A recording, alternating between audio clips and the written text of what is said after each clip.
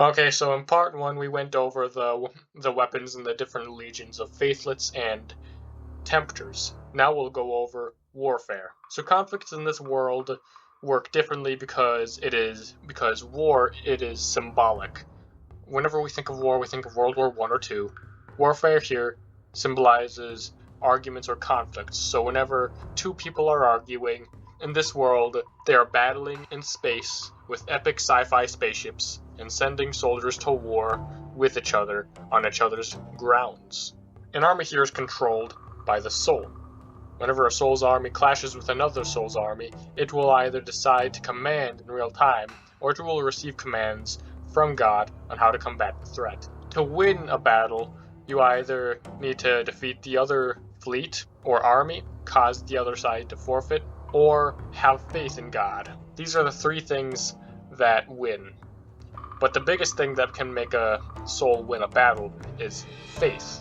Warfare also doesn't have to be between two or more souls. It is also between the soul and Satan's personal tempters as well. And there's also personal warfare where the souls themselves will engage in actual combat with other souls. Because these souls in this universe are also physical beings that can interact with each other.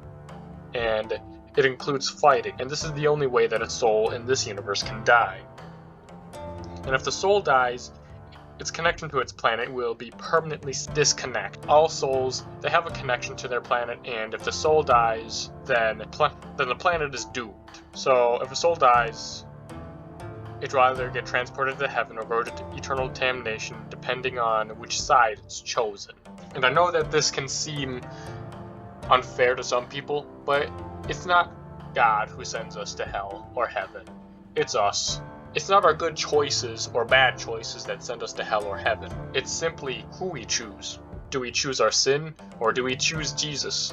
Jesus died on the cross not so that we can continue living in sin and not to condemn the world, but so that anyone who has faith in him shall be saved. Now, space. There are different types of spacecrafts used by either faithlets or tempters, and these spacecrafts will symbolize things that are similar to like the guns that I've talked about in the previous video. They will symbolize spiritual influence. In Star Wars, there are different factions, and each faction has a navy that will do things in space. So fighters, small spacecrafts designed to fit one or two people and engage in space dogfights. They protect the bigger spacecrafts from smaller threats. And the carriers carry the fighters. The cruisers are spacecrafts that will sometimes have the soul on board, and they will act as a control center, deploy ground units. They can deploy them in many ways. Drop pods, rockets that land and return, any way possible. And destroyers. Destroyers are like the fighters but way bigger. They can carry 200 to 400 personnel. Frigates. They are like destroyers but smaller, and they carry 100 to 200 personnel. They will escort passive spacecrafts like R-tankers, commercial aircraft spacecrafts. So R-tankers are spacecrafts that are designed to carry cargo. R-miners. So the R stands for resources. R-tankers tank resources. R-miners mine resources and sanctums.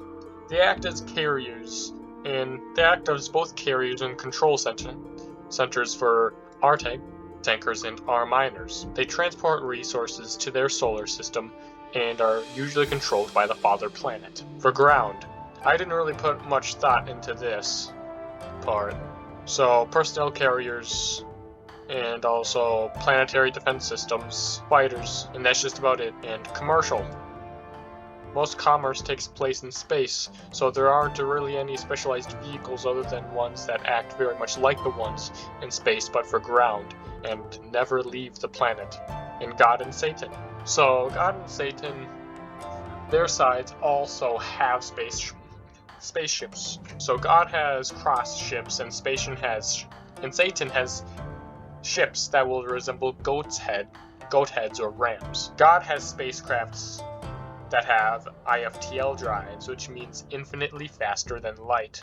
I believe this is to symbolize how God is infinite, infinitely powerful, infinitely knowledgeable, and infinitely loving.